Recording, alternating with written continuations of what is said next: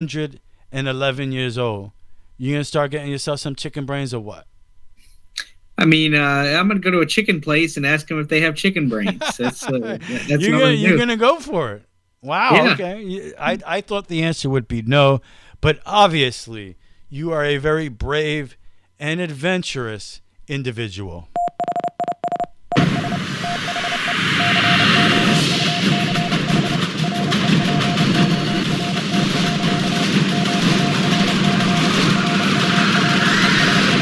Super Radio Rundown. I personally will not be eating any chicken brain, Trent.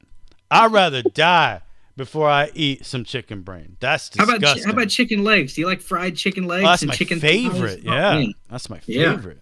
You just made me hungry. I Now, know. I'm hungry. It's late. now, have you ever had fried chicken legs with a milkshake and destroyed your toilet? Absolutely. I guess my point is basically add a milkshake to anything and you're in trouble. That's Yep. basically what I'm talking about here, Trent. That's awesome.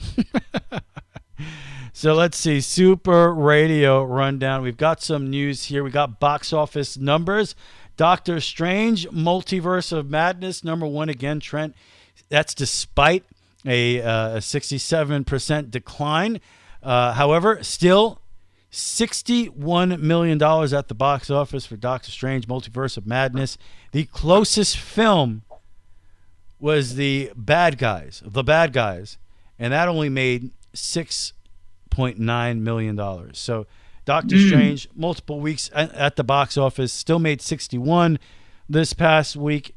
The Bad Guys, 6.9 million. So that just shows, I forget who said it, but you could have some of these filmmakers like Martin Scorsese be upset, oh, the superhero film is destroying film and this and that, and it's not artistic. Well, you know what? It's keeping Hollywood alive. It's keeping movie theaters alive because it seems like the only and I don't know, are we post-pandemic yet? Or are we endemic? I'm not sure. I think we're about as normal as we can possibly be at this point, I guess. So, but it would appear, Trent, at this point in time, Well, that yeah, the only definitely. thing people are willing to brave the theaters for are superhero flicks. So, in a way, MCU, these kind of movies, really keeping Hollywood alive. And it's well documented what Scorsese said and a couple other people. I would also say I don't necessarily think it's superhero films destroying movie theaters and Hollywood and stuff like that. I think it's streaming services. It's the serialized storytelling that people find more interesting than a 2-hour film. The people who would rather binge a show on Hulu or Disney Plus or Netflix or something like that, rather stay home and enjoy a streaming service than go to the movies and see, not great examples here, whether you're talking about The Bad Guys, Sonic the Hedgehog 2, those are children's movies, but you look at Firestarter, which is a remake of an old 1980s movie based on a Stephen King book, actually starring Drew Barrymore when she was a little kid. Pretty famous movie based on the work of Stephen King, classic horror film Firestarter. They just had a remake of that. That was #4. That made $3.8 million. Is that any worse than a superhero movie to remake a horror movie from the 80s? Did nothing. Now, a movie that's getting critical acclaim and is universally loved and near 100% on the Rotten Tomato aggregate, Everything, Everywhere, All at Once. Here's a movie that's basically, like I said, universally loved. That only made $3 million last week in the box office. And I know for a fact it's not streaming anywhere. The only place you can see that movie is in theaters. Recently got a wider release. And like I said, this movie is something that everybody's saying is pretty incredible. Made $3 million last week. So, look, you don't bite the hand that feeds, Trent. Scorsese, you need to think twice. You want to make another. And so here's Scorsese. That's destroying Hollywood. You released your movie, The Irishman, on Netflix. Why? And I know it was also released in theaters, But nobody's going to go see that in theaters when they can see it on Netflix. Give me a break. So let me get off my soapbox here, Trent. Talking about streaming services. We talked about on the show before the problems they're having over at Netflix. And all of Do you like Netflix? Oh yeah, I really dig Netflix. I really do. For a long time now, I was a little disappointed when they dropped the Marvel stuff because Netflix they had Daredevil and Luke Cage and Jessica Jones and Iron Fist. They had their own Marvel shows, but now Disney owns everything, and Netflix is done with the Marvel shows, and I think that has something to do with the subscriber losses, the record subscriber losses in recent times for Netflix, which is leading to some layoffs at the country. As a matter of fact, about 150 layoffs, mostly U.S.-based employees. About 150 positions out of the streamer's workforce of 11,000 are being eliminated amid a slowdown in the company's revenue growth.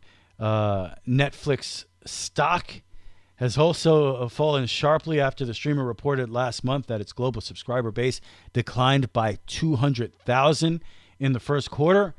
And that's the biggest drop and the first drop, by the way, in more than a decade. So the consensus is Netflix is in trouble. Why is Netflix in trouble? Well, take a look at on the other end of that. How about Disney? Disney Plus gained 7.9 million paid customers in the first 3 months of 2022. It stands at 137.7 million, up 33% from over a year ago. Disney Plus's strong gains dispels the notion that the House of the Mouse is a competitor with Netflix, because clearly they've passed Netflix by, right? I mean, it's not even close at this point. So, but I would, and of course, Disney, they own everything. So they got Hulu, ESPN. That's just a monster. It's hard to go up against that. But when I look at what both have to offer coming up here, and what is being offered currently streaming, I really think there's some good stuff with Netflix. I love Ozark. I think it's one of the great shows of all time. You can debate if you didn't like the end of season 4, which is the final season in the series. Ozark's still one of the great television shows ever. Final season available right now streaming. Big shows that came out this year. The Woman in the House Across the Street from the Girl in the Window, What a Name, was okay. I've never seen Inventing Anna, that came out in February. Russian Doll season 2, I don't even know what that is. That came out in April, but I'm looking forward to some things coming up here with Netflix. They got the new Resident Evil show, one of my favorite video games of all time. I thought the recent movie wasn't really good, and by the way, if you haven't seen the trailer yet, you can go check out the trailer on Super Radio Brothers social media, Facebook. We have it posted there. The trailer for Resident Evil looks awesome. Stranger Things season 4, which I'm not in love with after season 2. I've invested my time in the first 3 seasons, so I'll watch Stranger Things season 4. I'm pumped up for that. And the Umbrella Academy. I love the first 2 seasons big time of the Umbrella Academy. Also coming out for Netflix here, presumably sometime in the summer. Also another Witcher series coming out. So there's a ton of stuff on Netflix that, for me, I'm going to hold on to my subscription. I really dig. Of course, Disney, has Moon Knight out right now, which for me was a complete disappointment, garbage, especially if you've read any of the source material. I hate it. But people. Oh, yeah, I've seen your episode reviews. That's for sure. Oh, yeah, that's right. Thank you, Trent. And you can check out all of my full reviews on our YouTube page, on Facebook. Well, you're welcome. At least I look out for you. I appreciate that, Trent. Thank you very much. But yeah, check out my Moon Knight reviews on YouTube. The Book of Boba Fett was pretty cool. That's out streaming right now for Disney Plus. Apparently the Kardashians are in Disney because of Hulu coming up for Disney Plus. I mean, super exciting, especially if you're a comic book nerd like me. You got Obi-Wan Kenobi, of course, the Star Wars series that's coming out in a week here on May 25th. Ewan McGregor reprising his role, Hayden Christensen as well jumping in there. So Hey, if you're a Star Wars fan, you love Obi-Wan, you're looking forward to it. But man, they just dropped the trailer for She-Hulk, and that show looks awesome.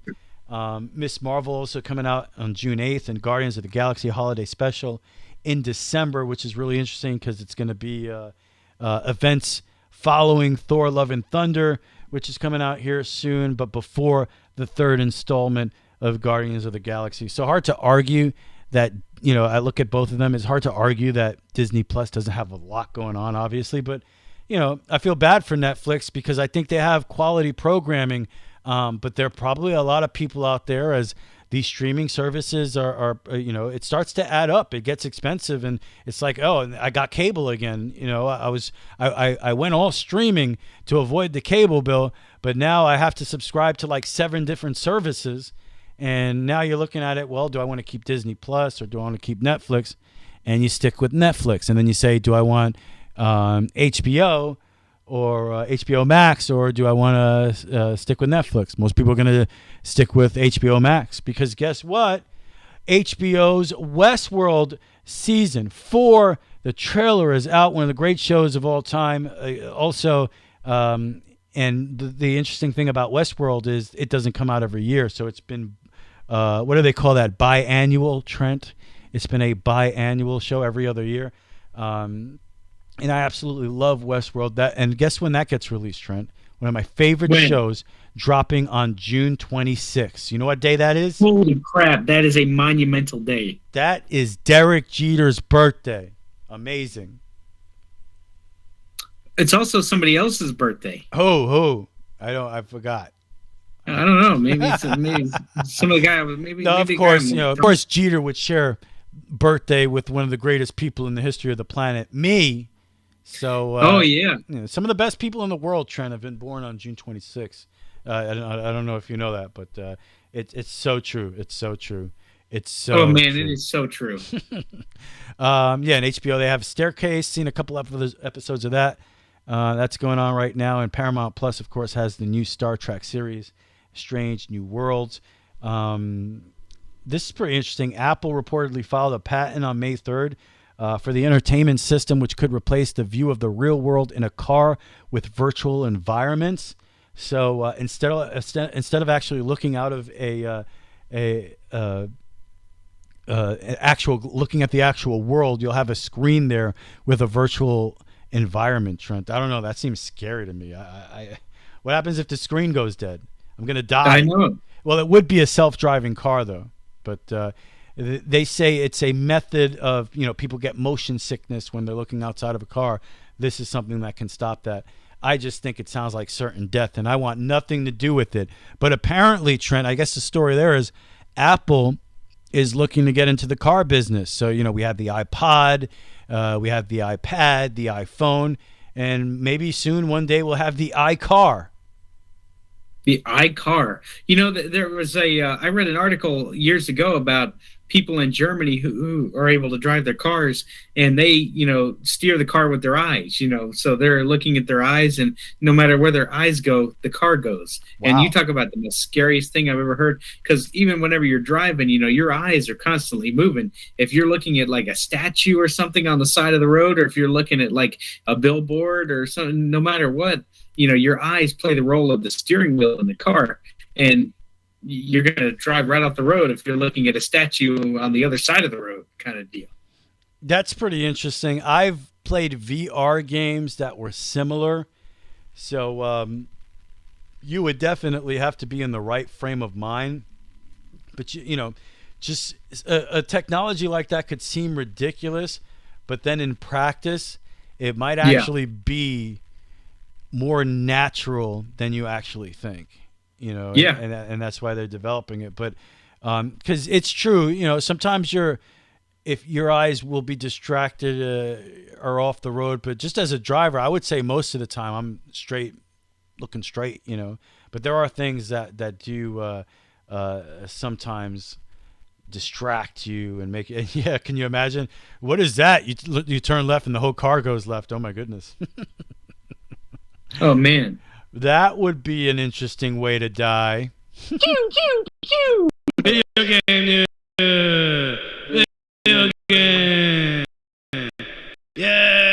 there was an angel. Did you hear that? What an amazing voice. What was that? I did. And that intro gets me every time. Video game, yeah. You like that one? Oh, yeah. Yeah, no, that's one we had one of the top voiceover guys in the industry working for us. So he was quite a pleasure to work with. Yeah, I forget his name. That's why I said the intro gives me chills every time. It really is. It's something to think about how amazing and how fortunate we are to have that man's voice on this show. So anyway, moving on and not completely ignoring the greatness that we just talked about, but you're trying to move on to other things, video game news, namely, Trent. And here's an interesting video game story. Check out this headline. It says, by the way, end of the third quarter in the Miami Heat Boston Celtics game 2 in Miami. The Celtics comfortably ahead 96-71. My goodness, what a beating. I would say that's pretty much over. What a beating going on. It's not over, but I think you said it right, pretty much. But in the NBA, you never know at around 20 points. It would take some incredible historic comeback. The Heat have been trying to make, they've been there are ebbs and flows. The Heat have been trying to kind of make runs here every now and then, but the Celtics have held them off, and they've held them off pretty well. So that'll take some run if they're going to come back in that one. But check out this headline, Trent. Video games can boost children's intelligence. Oh, really? Yeah. Now, because a lot of people believe it's the polar opposite. People, especially the older generation, complain when children are on their video games for so long because they're like, oh, they're ruining their brains. They're doing this, they're doing that. And, children actually have research in their favor because now they can back this up where it's actually increasing brain power because it puts you in different situations. It makes you think critically if you want to win the game. Researchers at the Karolinska Institute in Sweden have studied how the screen habits of U.S. children correlate with how their cognitive abilities develop over time. They found that the children who spent an above-average time playing video games increased their intelligence more than average, while TV watching or social media consumption had neither a positive nor a negative effect. Results published in the journal Scientific Reports. The children are spending more and more time in front of screens. How this affects their health and whether it has a positive or negative impact on their cognitive abilities are hotly debated. We know this. The recent study is linking increased intelligence in children with video game playing. On average, the children spent 2.5 hours a day watching TV. And these are the kids in the study. Spent 2.5 hours a day watching TV, half an hour on social media, and about 1 hour playing video games. Results showed that those who played more games than the average. Okay, so that's the baseline. I get it. So that's what they're looking at, an hour playing video games. The results showed those who played more games than the average increased their intelligence between two measurements by approximately 2.5 IQ points more than the average. So, Trent, this basically, what this study's telling me right now is I must be one of the smartest men on earth. Because I play way more than an hour of video games a day. So how many hours do you normally play a day whenever you're on video? Whenever you play video games? I think I'm genius level, Trent. Really? I must be. I don't. Generally, I don't hang around smart people. I mostly hang out with you. So. Damn. No, but I'm starting to realize that I'm even smarter than I thought, thanks to this study. Sure. Absolutely. Hey, I hear you, man. Hanging out with me can have an impact. There's no doubt about that. Well, sometimes I need you to dumb it down for me. I did admit that earlier. So hey, I understand. Yeah. What can you say? Shit happens. Now this story I don't understand at all. Maybe you can help me, Trent. This is pretty weird. It says, no, I'm not going to help you after you just called me dumb. How dare you? the time of me helping you is long gone, bro. You are on your own. If you need any help from me, it is Yeah. out the window. It is see you later. You could get the shit out of here, bro. Oh, gee. Now I don't know what scientists invent mouth haptics for VR, including water, wind, and spiders. Haptics, mouth haptics. Scientists have invented mouth haptics for VR that allow users to feel different virtual experiences with their mouths. These include wow. feeling the wind on your face while riding a bike, taking a sip from a fountain and feeling the water on your lips, and covering yourself with spiders that you'll feel running in and around your mouth. So my first question is, why would you want spiders running in and around your mouth? I wouldn't. That's not something that's not the VR experience you're looking for, Trent? Nope. Absolutely not. So when partnered with virtual reality demos, the mouth haptics means that users will feel different sensations on their lips, teeth, and tongue, depending on what they're doing in the game. Mouth haptics are programmed to do different things depending on the situation, including single impulses, taps, pulse trains, multiple taps in a row, swipes in the X, Y, and Z directions, moving along down and towards your mouth, and persistent vibration. I feel like almost at this point I shouldn't be reading this. This doesn't sound right. The different demos shown in future interfaces groups video include walking through cobwebs in a forest before being covered in spider venom. Why do we have to go so dark? It seems like we could use mouth haptics for better things. Drinking from a water fountain, sipping coffee, smoking a cigarette. But you know what? Smoking a cigarette, that maybe that could be like a something that helps you quit smoking, right? Imagine you could smoke in VR. Maybe that changes everything. I didn't think about that before. Also, for some reason, I want to experience in VR brushing my teeth, riding a motorbike. So there you go, Trent. They want you to. It's not just enough visually anymore. They want you to experience things with your mouth in VR. With your mouth. With your mouth. How about that? What do you think about that? Well, you have diarrhea of the mouth. That's true. That's true. And it was to me, it's a compliment. Thank you very much. Thank you. You're very welcome. You're such a good friend. You're the best, Trent. Thank you for telling me I have diarrhea of the mouth. Hey, you admitted it. So, and I'll talk about during the show. Also in video game news, Evil Dead is out, based on one of my favorite movies, the Evil Dead franchise, Evil Dead 1 and 2, Army of Darkness, Bruce Campbell, Sam Raimi, greatest horror trilogy of all time. Even though I don't necessarily need the first movie, just give me Evil Dead 2 and Army of Darkness and I'm good. But the game did come out this past week, online game. I will get to that in video game news. My experience with it. And that is it for anything on any of that stuff, Trent, video game news. I mean, it's I still can't get past the VR with the mouth thing. The mouth haptics. Mouth yes. I think I'm saying that right. You're probably not. Mouth but nobody haptics. Mouth haptics.